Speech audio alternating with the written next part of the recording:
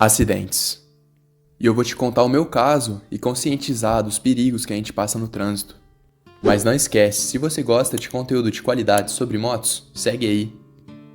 Se você anda de moto, sabe que uma queda pode te machucar muito, mas também sabe que uma batida pode ser fatal. Então manda esse vídeo para aquele seu amigo que fala que é o toque, pro seu filho que tá aprendendo a andar de moto. E lembra, danos físicos a gente pode reparar, mas vida a gente tem uma só. E pros que acompanham o canal, podem ficar tranquilos que eu estou bem, só que hoje o vídeo é no tom mais sério, pra conscientizar mesmo. Que pra te lembrar que por mais que você dirija bem, que você seja o toque, você pode controlar a máquina que você tá em cima, mas você não pode controlar outro ser humano. E o meu acidente, como o de muitos outros motoqueiros, aconteceu por falha de outra pessoa.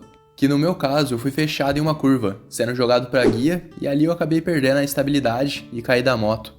Então, se você é motoqueiro, compartilha com a gente alguma história, pra conscientizar a galera mesmo.